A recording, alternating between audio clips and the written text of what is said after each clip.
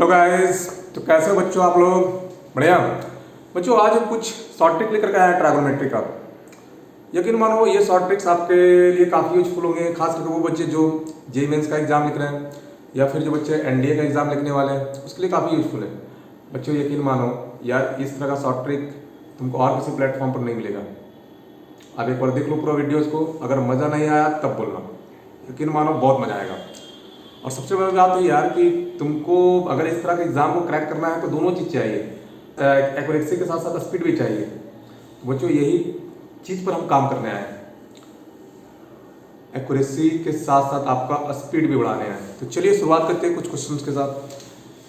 बच्चों अक्सर ही क्वेश्चन आते हैं डिग्री से रेडियन में कन्वर्ट करने और रेडियन से डिग्री में कन्वर्ट करने के लिए। बच्चों क्वेश्चन है 6 रेडियन को आपको डिग्री में कन्वर्ट करना है। क्या चीज कन्वर्ट करना है? 6 रेडियन को डिग्री में। तो इसमें मेनली हम लोग क्या करते हैं, इसमें हम लोग यही करते हैं कि 180 बाई पाई से मल्टीप्लाई करते हैं। अच्छा, पाई का वैल्यू सब्स्टिट्यूट करते हैं 22/7, उसके बाद डिवाइड वगैरह करते हैं, जो कि काफी टाइम कंज्यूमिंग है। आपको चुटकी में सॉल्व करना सिखाएंगे। देखो बच्चों, 1 रेडियन होता है डिग्री में 57 डिग्री 16 मिनट 22 सेकेंड। पता ही होगा आपको, नहीं पता तो याद कर लो। तो 6 रेडियन क्या हो जाएगा, तो आप 6 से मल्टीप्लाई कर दो।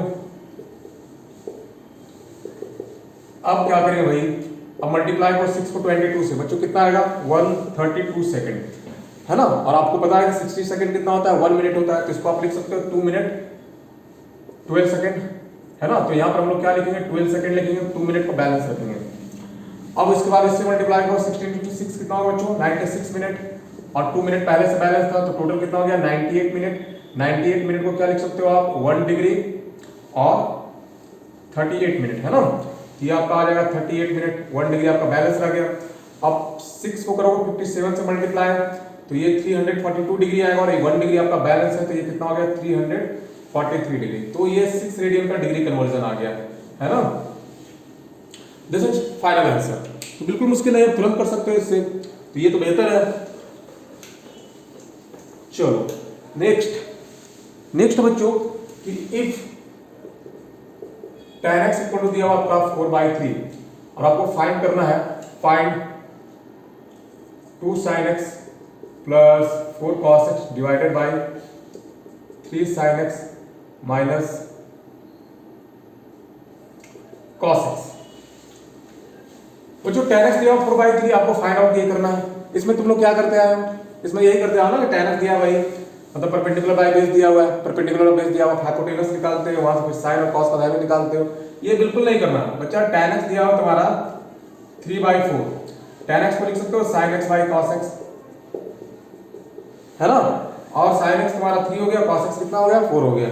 sin x 3 ले लो, cos 4 ले लो, देखो तुरंत निकल जाएगा। 2 × 3 प्लस 4 × 4 बाई 3 × 3 माइनस 4, बच्चों कितना हो गया 6 प्लस 16, और ये 9 माइनस 4, दैट मींस 16 और 6 22/5। This is final answer. देखो कितना आसानी से निकल गया, वो सब करने की जरूरत ही नहीं है यार, डायरेक्ट sin x के लिए 3 पुट करेंगे, cos x के लिए 4, और आसानी से आपका सॉल्व हो जाएगा। चलो नेक्स्ट क्वेश्चन के ऊपर बात करते हैं बच्चों। Questions, if 3 cos x plus 4 sin x equal to 2, find 4 cos x minus 3 sin x। Question number 3 cos x plus 4 sin x equal to 2 दिया हुआ है, आपको 4 cos x minus 3 sin x का वैल्यू निकालना है। कैसे करते हैं इसको आप लोग, तो इसके लिए आप लोग क्या करते हो, दोनों का स्क्वायर, उसका फिर इक्वल टू करना, इक्वल टू करके फिर उसको उधर ट्रांसपोज करना, ये वो बहुत सारा काम है। आप सिंपली एक शॉर्ट ट्रिक याद रखो, कितने इस तरह के क्वेश्चंस को सॉल्व कर लोगे। सिंपल बच्चों, 4 cos x minus 3 sin x equal to आप क्या लिखोगे, plus minus under root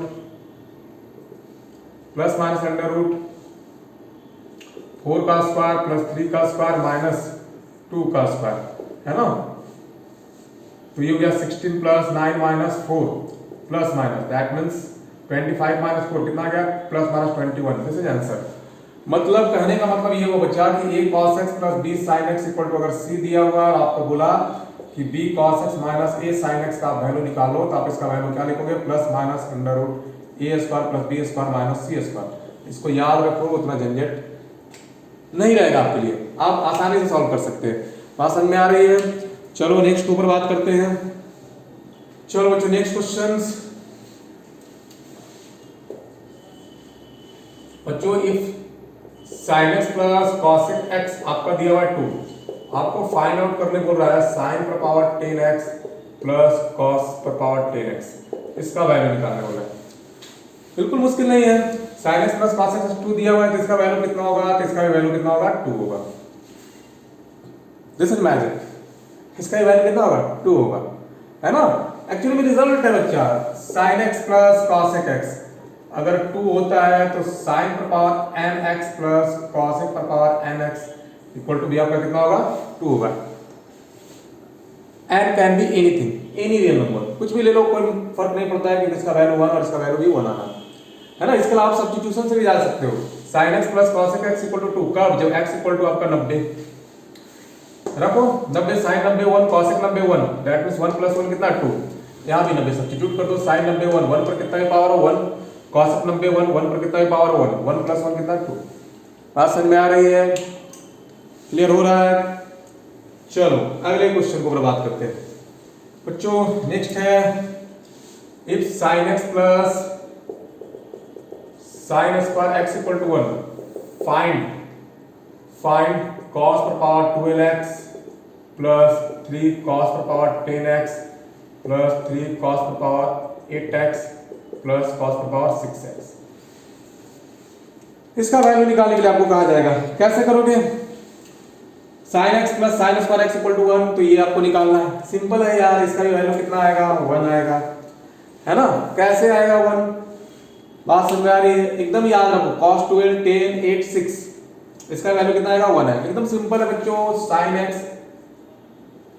equal to लिख सकते हो 1 माइनस sin स्क्वायर x, ये sin x, ये हो जाएगा cos स्क्वायर x, और ये sin square x, squaring both side कर दो, तो स्क्वायरिंग बोथ साइड करने पर sin स्क्वायर x, और ये हो जाएगा cos 4x।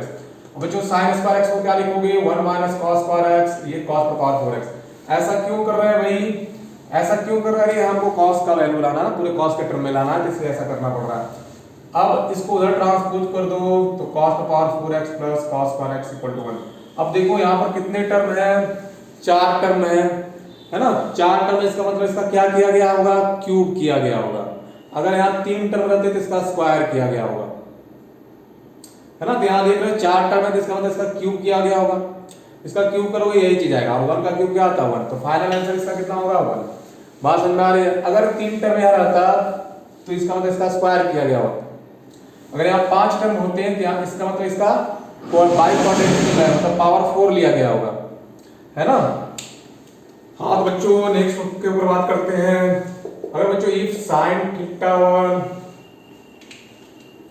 Plus sin theta 2 plus sin theta 3 equal to आपका दिया हुआ 3, फाइंड करने बोला cos theta 1 plus cos theta 2 cos theta 3, है ना। ये आपको फाइंड आउट करना है। कैसे करोगे यार, थीटा 1 थीटा 2 थीटा 3 है ना, sin theta 1 times sin theta 2 plus sin theta 3 कितना दिया हुआ 3, इसका वैल्यू निकालना है। तो आप ही सोचो ये 3 है, ये कब हो सकता है, जब sin मैक्सिमम अप्रोच करेगा, जब sin मैक्सिमम वैल्यू देगा। तो sin का मैक्सिमम कितना होता है 1 1 1, दैट मींस 1 प्लस 1 प्लस 1 3। और ये कब पॉसिबल बच्चों, जब थीटा 1 थीटा 2 थीटा 3 कितना हो 90 हो। तो उस केस में cos 90 plus cos 90 plus cos 90 कितना आ जाएगा 0। फील आ गया, मजा आ गया। तो इस तरह से करते हैं, है ना। ये सब चुटकियों का सवाल है। नेक्स्ट नेक्स्ट नेक्स्ट नेक्स्ट बच्चा 7 नंबर, इवैल्यूएट।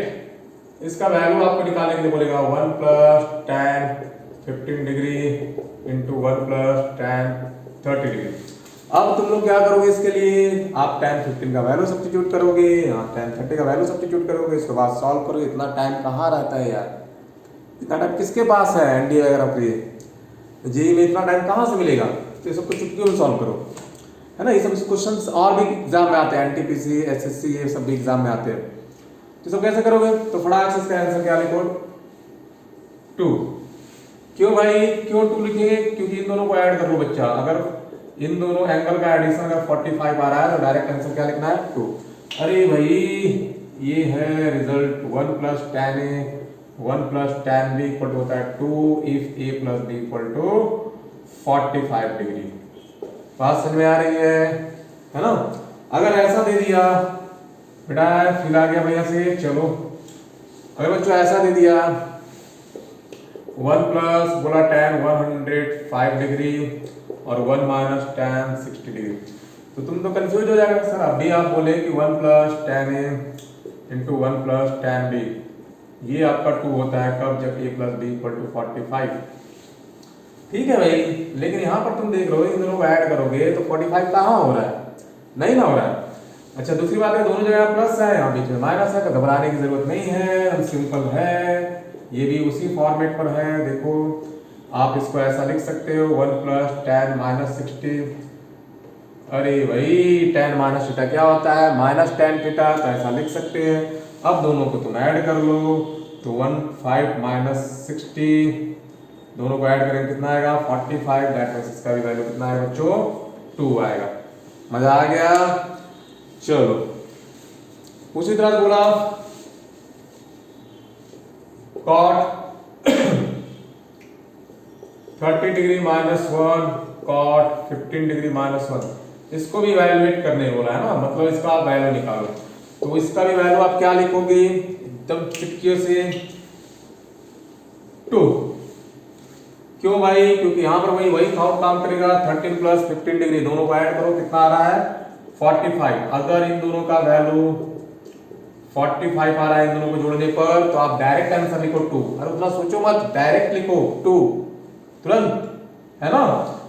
इसको भी याद कर लो, cot a minus 1 into cot b minus 1 equal to 2। कब बच्चों, कब? जब a plus b equal to कितना हो 45 डिग्री। मजा आ रहा है? नेक्स्ट बच्चों, if tan a plus b into tan a minus b equal to 1, तो फाइंड tan 2a बाई 3। इस क्वेश्चन को देखो, tan a plus b into tan a minus b आपका 1 है, तो फाइंड क्या करना है tan 2a बाई 3। बिल्कुल मुश्किल नहीं है, आप चुटकी बजाइए, हम सॉल्व कर देंगे। बजाइए चुटकी। चलिए देखिए कैसे सॉल्व करेंगे। तो बच्चों अगर ऐसा है तो इसका मतलब ये है कि a plus b plus a minus b कितना है 90 डिग्री। b से b मरा, 2a इक्वल टू 90, तो a इक्वल टू 45 डिग्री। अगर tan theta 1 into tan theta 2 equal to 1 है, तो इसका मतलब है कि थीटा 1 प्लस थीटा 2 कितना होगा 90 होगा। तो थीटा 1 की जगह पर a प्लस b से जगह a माइनस b 90, तो a 45 रख दो यहाँ पे, तो tan 2 into 45 degree by 3 15 times, तो tan कितना आ गया बच्चों 30 डिग्री, और tan 30 का वैल्यू 1 बाई रूट 3। तो फाइनल आंसर इसका 1 बाई रूट 3 नोट कर लिया जाए।